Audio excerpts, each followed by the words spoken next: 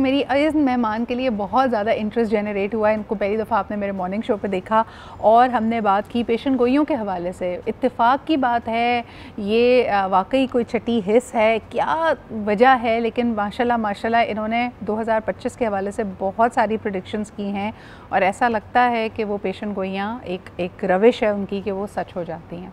And that is why on her Instagram you see a lot of people asking her, ये readings भी करती हैं।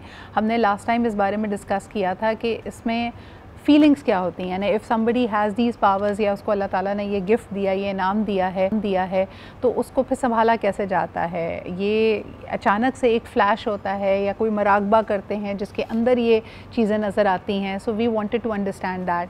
सो आज भी हमारे साथ मौजूद हैं Aliza Rahman, who's a clairvoyant and somebody who's a dear friend as well. आइए इनसे जानते हैं कि ये जब महसूस कर रही हैं कि इनकी बहुत सारी फोरकास्ट पेशेंट गोइयाँ सही हो रही हैं, तो फिर you know how does it make her feel. Let's find out. अस्सलाम वालेकुम, कैसी हैं आप? आप कैसी हैं? मैं बिल्कुल ठीक ठाक हूँ। आपने लास्ट टाइम मेरे शो पे आई, उसके बाद इतने लोगों ने मुझे कॉल किया, उन्होंने कहा कि यार ये अलीज़ा कैसे करती हैं। मैंने कहा अलीज़ा के पास एक क्रिस्टल बॉल है जिसमें वो देखती हैं और सबको जो है ना फ्यूचर बताती हैं। लोगों को इम्प्रेशन यही है कि मेरे पास कोई क्रिस्टल बॉल है और मैं आई वर्क अराउंड इट, या कोई बड़ी सी देगची रखी हुई है उसमें देखते हैं तो सब कुछ नज़र आ जाता है। लीज़ा माशाल्लाह माशाल्लाह so many predictions have come true. Does it scare you at times? डर लगता है, खुशी होती है, क्या महसूस क्या होता है? कभी कभी कुछ चीज़ें बहुत ओवरवेलमिंग हो जाती हैं। फॉर एग्जांपल जो लास्ट अर्थक्वेक इस्लामाबाद रिलेटेड मैंने घंटा पहले आई प्रेडिक्टेड कि earthquake आने वाला है, and within an hour there was an earthquake in Islamabad, and then I got a lot of texts and messages and calls from people, and वो मेरे लिए थोड़ा सा overwhelming हो गया था because आप इतनी जल्दी expect नहीं करते हो at times कि चीज़ें हो जाएंगी, but I think अब आदत हो गई है। अच्छा मुझे एक बात बताओ, at any given point in time मैं अक्सर ये बात सोचती थी, and since you're a friend तो तुमसे मैं बड़ी कैंडिडली बात कर सकती हूँ। अगर हम कहें कि यार मिसाल के तौर पे आतिशफ़शां पहाड़ फटने वाला है, ठीक है, या सैलाब आने वाला है, तो दुनिया में कायनात पे कहीं ना कहीं तो ये हो रहा होगा। So is this really then a forecast? ये पेशेंट गोई है, यानी बिकॉज तुम इसी तरह बताती हो ना, जैसे अभी मैंने लास्ट देखा, तुमने कहा कि एक कोई बहुत ही हौलनाक चीज़ है, कोई हादसा है, कोई कुदरती आफत है जो आहिस्ता आहिस्ता एक शहर की तरफ बढ़ रही है। Right, now this can be true for so many cities simultaneously. Right, so what happens is कि कुछ जगहों पे मैं स्पेसिफिकली इशारा दे देती हूँ कि किस जगह पे होगा, हाँ, या किस तरह की उस जगह की ओवरऑल फीलिंग होगी। अगर मैं एग्जैक्ट बिल्कुल, और तुम्हें हो सकता है ये पूरी एग्जैक्ट फीलिंग ना भी हो, लेकिन मिसाल के तौर पे अगर कोई सहराई शहर है तो नज़र समझ में आ जाएगा, या कोई साहिली शहर है तो पता चल जाएगा। So that way you can sense. I ate a lot of times I know exactly where it's going to happen, लेकिन वो बताती मैं इसलिए नहीं हूँ क्योंकि आपको एक खौफ तारी नहीं करना लोगों के ऊपर। अच्छा एक और चीज़, क्योंकि you work with the energies, मुझे बताएं कि एक चीज़ कही जाती है कि हर शहर की, क्योंकि कई शहर बहुत कदीम है, बहुत अरसे से, यानी हज़ारों साल से हैं, सदियों से सेटअप हुए हैं, लाइक लंदन है, अगर हम इराक़ में देखें, ईरान में देखें, इन शहरों की एनर्जी क्या है बनिस्बत नए शहरों की? जो मुझे लगता है स्पेसिफिकली जिनका एक बहुत एंशंट वो चलता आ रहा है और जिनकी एक हिस्टोरिक आपको कहते हैं वैल्यू है, फॉर सम रीज़न मुझे लगता है वो बहुत ही कोई सीक्रेट किस्म के एरियाज़ होते हैं, पोर्टल्स होते हैं, पोर्टल्स होते हैं लिटरली वहाँ पे। मुझे आई थिंक जो मेरी एनर्जी के हिसाब से मैं फ़ील करती हूँ चीज़ें, वो ये है कि वहाँ पे डायमेंशंस कुछ इस तरह के अल्लाह ताला ने खोले हुए हैं कि आफात आ भी जाएँ तो उस लेवल की नहीं आती हैं जिस लेवल की बाकी दुनियावी उनमें आ सकती हैं। बिल्कुल सही है। What do you predict for the years to come? क्योंकि अक्सर जब हम एस्ट्रोलॉजर्स से बात कर रहे होते हैं तो कई लोगों ने ये इशारा दिया है कि they see the world moving towards the third world war very very सून।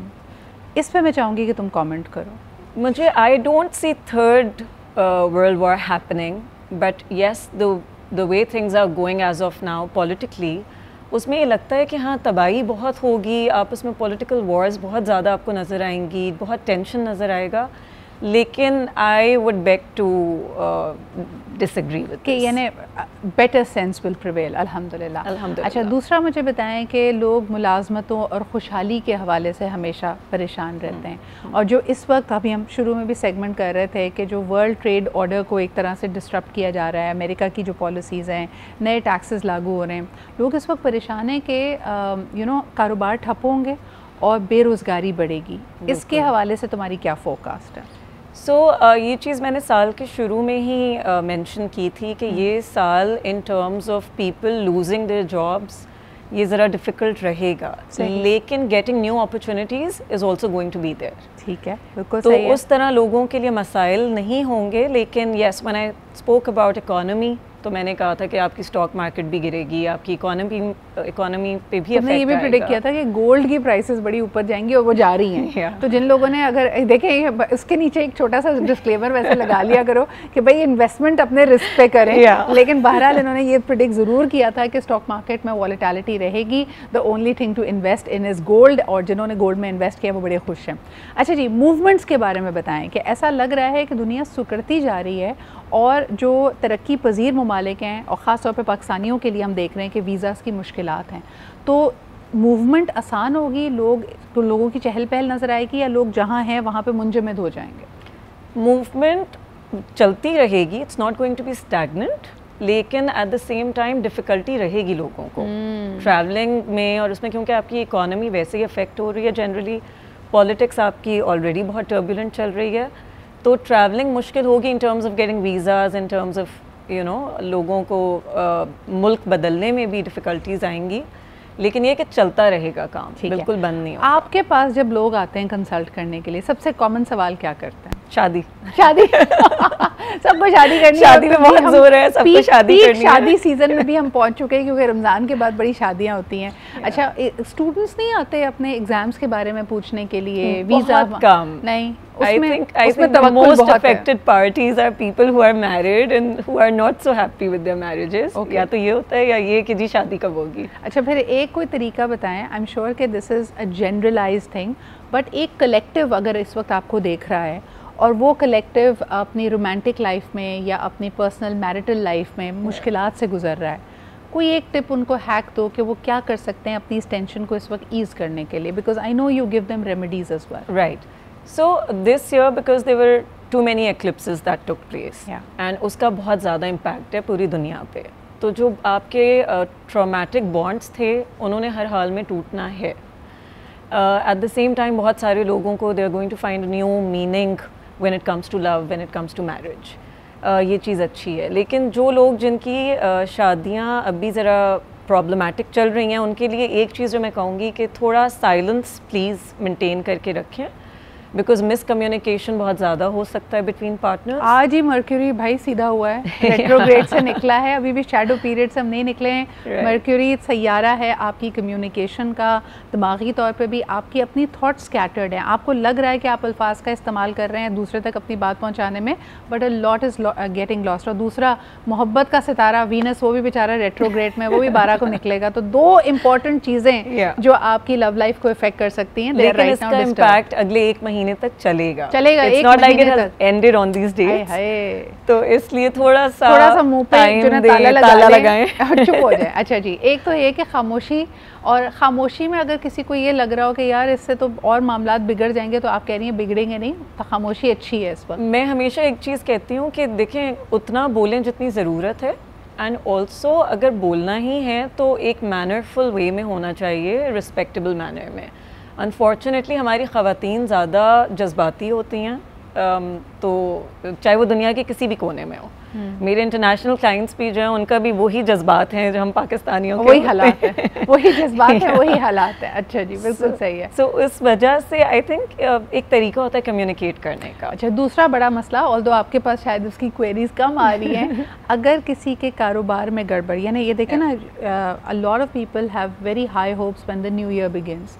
अब हम अप्रैल में आ चुके हैं, पहले 4 महीने कई लोगों ने ये कहा है अलीज़ा कि सख्ती के रहे हैं, जॉब्स ख़त्म हो रही हैं, जॉब के एनवायरनमेंट में टेंशन है, कारोबार में मुश्किल आ रही है, इनके लिए कोई हल या कोई remedy? Businesses I think start करने का तो ये बिल्कुल भी सही टाइम नहीं है, ये भी मैंने साल के शुरू में ही कहा था, this is the worst time to begin any businesses. जिनके चल रहे हैं अनफॉर्चुनेटली इसी तरह अभी चलेंगे, इसमें ना कोई ग्रोथ आएगी, ना इसमें मैं कहूँगी कुछ बहुत फॉर द वर्स्ट होगा। This is going to continue till August. ठीक है, अगस्त के बाद से ये चीज़ थोड़ी ठीक होना शुरू हो जाएगी। बिल्कुल सही है। तो जितने लोग कारोबारी या मनी रिलेटेड मसाइल का शिकार हैं, अगस्त के बाद बेहतरी की उम्मीद है। जिन लोगों की पर्सनल लाइफ में मसले चल रहे हैं, this is again a generalise collective forecast that Alizeh has done. ये महीना हो सकता है नरम गरम रहे और इसमें उन्होंने रेमेडी आपको ये रेकमेंड की है कि ज़रा खामोशी इख्तियार करें। अच्छा जी, एक आखिरी सवाल कि वो लोग जो अपने बच्चों से रिलेटेड किसी भी वजह से परेशान हैं, उनके लिए कोई टिप दे दें।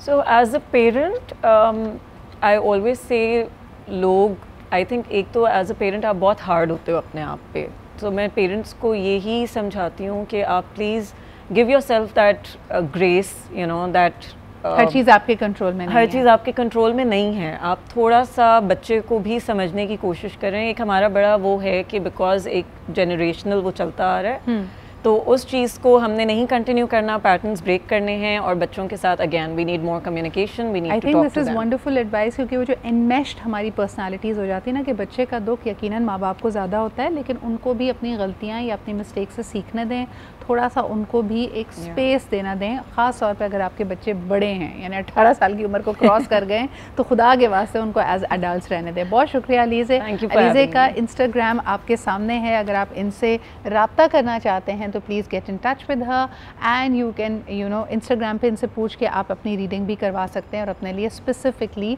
फोरकास्ट भी ले सकते हैं।